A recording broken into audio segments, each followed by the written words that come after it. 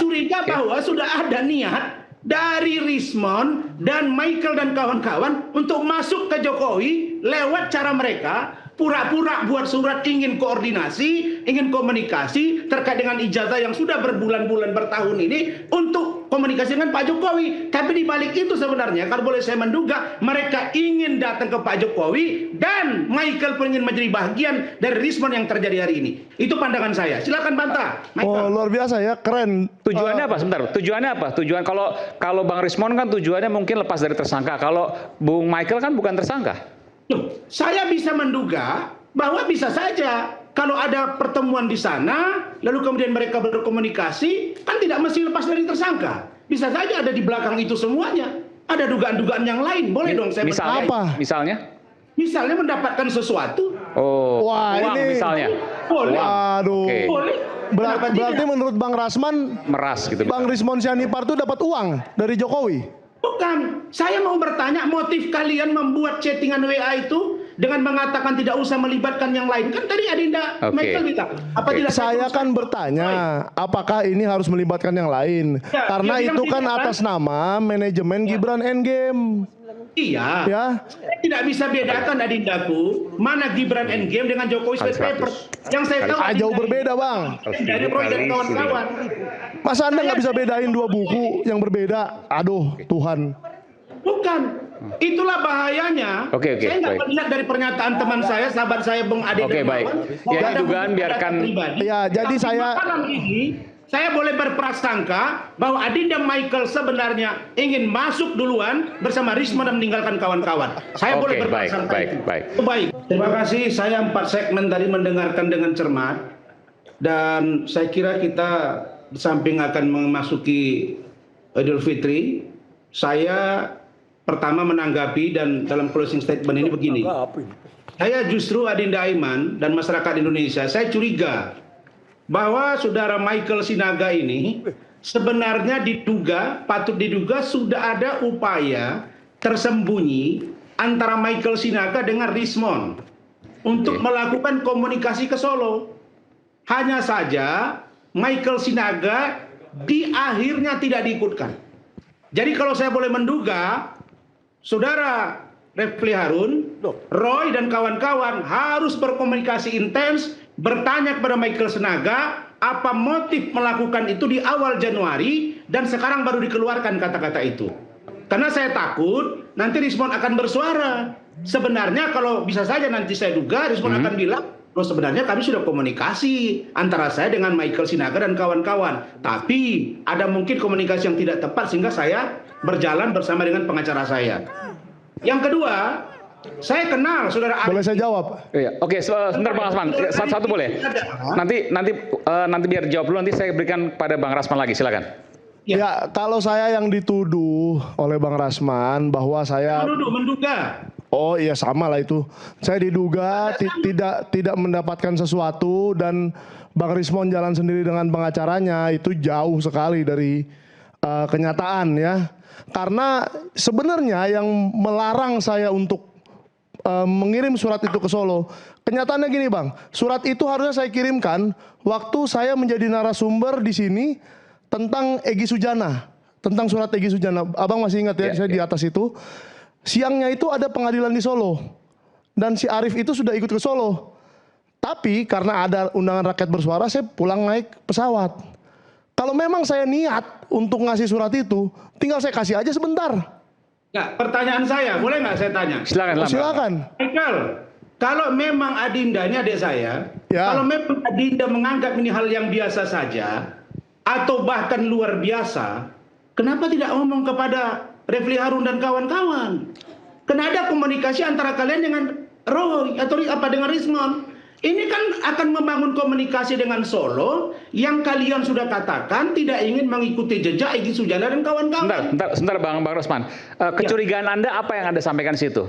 Saya curiga bahwa sudah ada niat dari Rismon dan Michael dan kawan-kawan untuk masuk ke Jokowi lewat cara mereka pura-pura buat surat ingin koordinasi, ingin komunikasi terkait dengan ijazah yang sudah berbulan-bulan bertahun ini untuk komunikasi dengan Pak Jokowi. Tapi di balik itu sebenarnya kalau boleh saya menduga mereka ingin datang ke Pak Jokowi dan Michael ingin menjadi bagian dari Rismon yang terjadi hari ini. Itu pandangan saya. Silakan bantah. Oh, luar biasa ya, keren. Tujuannya apa? Sebentar, tujuannya apa? Tujuan kalau Bang Rismon kan tujuannya mungkin lepas dari tersangka. Kalau Bung Michael kan bukan tersangka. Loh, saya bisa menduga bahwa bisa saja kalau ada pertemuan di sana, lalu kemudian mereka berkomunikasi, kan tidak mesti lepas dari tersangka. Bisa saja ada di belakang itu semuanya. Ada dugaan-dugaan yang lain. Boleh dong saya Misalnya? Apa? Misalnya mendapatkan sesuatu. Oh, Wah, uang ini misalnya. Boleh. Waduh. Oke. Boleh. Kenapa Berarti tidak? menurut Bang Rasman, Meras gitu. Bang Rismon Sianipar itu dapat uang dari Jokowi. Bukan, saya mau bertanya motif kalian membuat chattingan WA itu dengan mengatakan tidak usah melibatkan yang lain. Kan tadi Adinda Michael bilang. Apa tidak Saya kan bertanya, apakah ini harus melibatkan yang lain? Ya, Karena dia bilang itu kan tidak, atas nama manajemen Gibran Endgame. Iya. Ya. Saya tidak bisa bedakan Adindaku mana Gibran Endgame dengan Jokowi Space Paper. Yang saya tahu Jauh berbeda, Bang. dari Roy dan kawan-kawan. Masa Anda nggak bisa bedain dua buku yang berbeda? Aduh, Tuhan. Bukan. Itulah bahayanya. Oke, Saya nggak baik. melihat dari pernyataan teman saya, sahabat saya Bung Ade. Oke, baik. Ya, ini dugaan biarkan. Ya, jadi saya malam ini saya boleh berprasangka bahwa Adinda Michael sebenarnya ingin masuk duluan bersama Risma dan meninggalkan kawan-kawan. Saya boleh berprasangka baik. itu. Baik. Yang kedua, saya ingin menyampaikan begini Adinda Aiman. Ya. Saya mohon maaf ya, Bang Refli ya, Bang saya, tolonglah. Kalau berpantun, kalau bicara, jangan, mohon maaf ini. Jangan berlagak paling pintar. Kita ini seolah-olah bodoh semua. Saya tersinggung gitu loh. Jadi saya mau katakan begini. Tadi Bang Refli itu menyampaikan begitu panjang chattingan dari seorang Dr. Tifa. Apa kata Dr. Tifa di situ? Bahwa sebenarnya tentang kelulusan atau sarjana seseorang terkait dengan gelarnya tidak menentukan dia menjadi ahli atau tidak. Oh, ini bahaya. Bagaimana mungkin saya sarjana agama atau saya sarjana hukum, terus saya membangun jembatan dengan sekian tonase, rubuh jembatan itu. Jadi itu tidak linear keilmuannya. Ini Tifa loh. Ini Tifa ya. Jadi saya mau katakan bahwa Tifa menyatakan ini jelas tidak sesuai dengan kaedah seorang ilmuwan yang patut saya acungkan jempol. Maka menambah kecurigaan saya bahwa apa yang mereka bangun dalam Jokowi White Paper tidak layak menjadi buku yang handal untuk diberikan masyarakat. Yang kedua, kalau ini harus tanggapi nih. menyatakan Rismon sudah sama dengan Jokowi. Bayangin ya, begitu mereka tadi Adinda Aiman bilang, bahkan mereka sudah lama bertahun berkawan, dengan seketika mereka mengatakan bahwa, katakan Tifa, mengatakan bahwa seorang Rismon sudah sama dengan Jokowi. Apa yang mau saya katakan? Saya mau balik lagi kepada Bang Refli Harun, abang saya. Bang, 2 minggu yang lalu, saya lihat di salah satu, di interupsi iNews. Di situ bahwa ketika ada pertanyaan dari pihak kami kepada Bang Refli tentang dugaan ijazah palsu Rismon.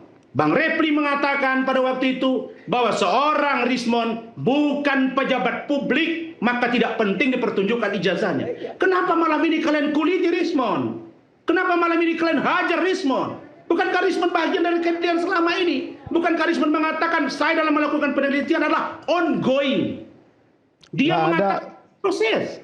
Maka kalau dia mengatakan 3-2 bulan yang lalu dia melakukan penelitian, lalu kemudian sampai pada kesimpulan minggu lalu, dan dia datang ke Pak Jokowi menganggap bahwa penelitian dia salah dengan dasar apa yang disebut tadi, dasar A, dasar B, dasar C, dan yang ongoing tadi. Maka menurut saya Bang Refli sudah menelan ludahnya sendiri.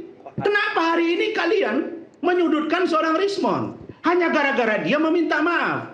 Kemudian yang terakhir, ini buat abang saya, Bang Ugro Seno. Saya masih simpan foto abang di rumah saya di Medan ini, Bang, waktu abang Kapolda. Saya mau katakan begini, Bang Ugro, saya sudah baca dengan data, dengan cukup lengkap, Undang-Undang Nomor 20 Tahun 2025, Pasal 24, Pasal 79. Pasal 24 itu memuat pada ayat 2, itu ada 10 butir. Butir H, tercapainya penyelesaian perkara melalui mekanisme keadilan restoratif. Dan itu sudah kita bahas berulang-ulang. Dan tadi sudah disampaikan juga oleh Bang Ugro. Di sini pasal 79, di sini ada pada pasal 79 ayat 1 ada memuat 6 butir. Pada butir A, pemaafan dari korban dan atau keluarganya. Pada ayat 2, pemulihan keadaan semula sebagaimana dimaksud pada ayat 1 harus dituangkan dalam kesepakatan. Tadi saudara Ade Dermawan sahabat saya sudah mengatakan sudah dituangkan dalam kesepakatan. Yang ketiga, kesepakatan sebagaimana dimaksud pada ayat 2 wajib dilaksanakan dalam 7 hari. Benar, mereka sudah lakukan. Yang keempat, pencabutan laporan atau pengaduan hanya dapat dilakukan setelah pelaku memenuhi seluruh kesepakatan sebagaimana dimaksud pada ayat 2 sudah disampaikan. Kemudian setelah seluruh kesepakatan terlaksana wajib dihentikan. Jadi Bang Ugro, saya tidak mungkin mengajari Komisaris Jenderal Polisi abang saya, mantan Wakabori. Tapi saya mau katakan kepada abang bahwa pasal 79 semuanya itu tidak harus disebut diktum butir A, B, C. Salah satu dari poin itu termasuk di dalamnya, maka dapat dilakukan restoratif justice sebagaimana Undang-Undang Nomor Tahun 25. Inilah poin-poin yang saya kira perlu saya sampaikan agar rakyat tidak merasa disesatkan. Yang terakhir, Bung Roy, saya ini panjang sekali dia. Saya ini bukan. Saya terdampar saya. Apa? Tadi kan nggak dikasih kesempatan banyak. Oke, silakan Bang. Nanti saya berikan kesempatan untuk menjawab kok. Silakan Bang Rasman. Tolong jangan kita menyudutkan lagi dengan mengatakan, oh Anda tidak mengerti hukum. Roy selalu bilang begitu. Saya sudah bilang, cek ke Universitas Islam Sumatera Utara, saya pengasuh mata kuliah metodologi penelitian. Saya tidak mengatakan pinter. Saya hanya mengatakan ini yang saya dalami, ini yang saya pelajari. Yang kemudian, jangan bilang, oh Anda dokter dari mana? Saya dokter dari Universitas Sains Malaysia. Tidak mungkin saya mendapat gelar dokter dan master kalau saya tidak punya yang namanya tesis atau disertasi yang melengkapi teori metodologi penelitian. Yang terakhir, saya mau katakan bahwa teman-teman semua, Rismond layak kita lakukan apresiasi. Saya menghargai niat baik beliau. Maka saya mohon fokus ke kasus Pak Ijazah Pak Jokowi. Laporan yang sudah ada kepada saudara Rismond, tolong itu di hold dulu supaya kita tidak terlalu banyak pekerjaan. Kenapa? Karena nanti akan bias kemana-mana. Yang penting bagi saya ada kepastian hukum bagi Pak Jokowi dan orang-orang yang menantang Pak Jokowi. Tidak mungkin Bang Ugro. Kalau Bang Ugro bilang tidak boleh, kalau satu orang, dua orang restoratif justice, maka semuanya harus restoratif justice. Bagaimana mau disamakan? Egy Sujana datang, Rismond minta maaf, Roy Suryo masih maki-maki Pak Jokowi. Bagaimana mau dimaafkan? Kan tidak mungkin, Bang. Maka saya katakan, naluri berpikir kita jelas. Apa itu? Kalau Bang Refli mengatakan, maka puncak dari semua konsep hukum adalah konstitusi.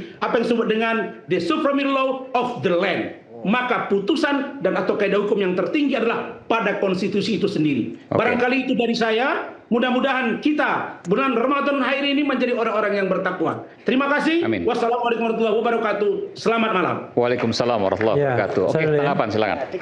Dikit-dikit. Dia ngomong apa sih? Saya bingung. Apalagi bilang the supreme law of the land. Apa dijawab tadi kan menyebut nama Bang Jadi tadi dikatakan, wah pasal 79, 81 KUHP. Dia nggak baca pasal 82-nya. Pasal 82 itu jelas mekanisme keadilan restoratif dikecualikan untuk tindak pidana yang diancam dengan pidana penjara 5 tahun atau lebih kecuali karena kealpaannya, ya kan? Jadi kita nggak bicara tentang kealpaan, kita bicara tentang ancaman hukuman 8, 12 tahun dan lain sebagainya. Itu satu hal. Yang kedua begini ya, saya tuh paling tidak suka menuliskan gelar dalam setiap apapun kecuali resmi sekali. Dan saya kira kita nggak perlu juga bicara soal gelarnya apa dan lain sebagainya. Rocky Gerung itu cuma S1 aja. Tapi apakah Anda mendinai ilmu pengetahuan yang dia miliki? Dan apresiasi terhadap Rocky itu luar biasa ketika dia bisa diajukan sebagai ahli. Termasuk dalam kasus RRT ini dia dijadikan ahli. Jadi sebenarnya pernyataan Dr. Tifa hanya mengingatkan saja apa yang pernah disampaikan oleh Rocky Gerung. Jadi bukan berarti kemudian orang tidak inline. Rocky Gerung tetap dalam ilmunya, filsafat, politik dan lain sebagainya. Dia tidak bicara tentang konstruksi dan lain sebagainya. Dan satu lagi ya, sebenarnya sederhana. Di antara kita ini berada pada standing position yang berbeda. Anda mau berdebat siang dan malam, itu tidak berubah. Kecuali tadi, ketika kita membaca fenomena Rismond, Kita tidak memaki dia, makanya saya katakan tak mengapa yang namanya Rismond itu pergi. Masih banyak pejuang lainnya. Tetapi ini kan sebuah fenomena yang kemudian oleh Aiman disodorkan sebagai sebuah tema rakyat bersuara ini. Nah, kita menganalisis. Tidak ada yang marah. Saya sebagai lawyernya nggak marah walaupun dia misalnya tidak memberitahu saya dan lain sebagainya. Bahkan saya difitnah untuk itu misalnya. Saya hanya mengatakan bahwa kalau melihat Rismond, lihatlah dia sebelum tanggal 11 Maret 2026. Itu yang bagi saya Rismond yang genuine. Rismond yang sejati, Rismond yang ngomong apa adanya, Rismond yang mengadakan penelitian dan menuliskannya dengan benar. Ya, tetapi Rismond setelah tanggal 11 Maret 2026 itu Rismond yang tidak genuine dan patut diduga Rismond yang berada dalam tekanan invisible hands sebagaimana dikatakan Sang Aceh tadi. Ya. Wabillahi taufiq wal hidayah. Wassalamualaikum warahmatullahi wabarakatuh. Waalaikumsalam. Saya singkat aja, gampang dan simple ya membantah apa yang dilakukan Rasman ini tadi. Satu ya, saya memang bukan orang yang mengerti hukum dan saya tidak belajar hukum. Tapi sudah seharusnya, meskipun saya mengerti bahwa bas atau berita acara sumpah itu hanya diperlukan di sidang. Tapi kalau ada orang yang sudah dicabut basnya, dicabut BAS ya berita acara sumpahnya, itu ya udah malu harusnya ngomong hukum di mana-mana. Karena berita acara sumpah Rasman ini sudah dicabut. Ya, itu satu. Yang kedua, karena ini saya memang dulu pernah jadi dosen dan saya itu nggak perlu ngomong ya, selama 10 tahun saya dulu menjadi dosen, saya dosen teladan di universitas itu ya, Universitas Negeri Seni di Jogja, dan bisa membuktikan, nggak perlu bingung tadi mengatakan kalau yang namanya S1 itu apa, skripsi, S2 itu apa, tesis. Anda tadi katanya doktor dari Malaysia, bingung doktor itu tesis atau disertasi. Ya itu aja udah gampang dah. S3 itu disertasi dan harus mengucapkan sidang terbuka. Udah gitu aja rakyat Indonesia bisa ngerti orang ini doktornya memang benar mungkin asli, tapi capable atau tidak. Udah selesai. Itu aja orang nggak punya bas baca Ini lahir dari rakyat bersuara. Saya Aiman Wicaksono dengan segala kerendahan hati mengucapkan mohon maaf lahir dan batin. Sampai jumpa pada kesempatan rakyat bersuara berikutnya. Assalamualaikum warahmatullahi wabarakatuh.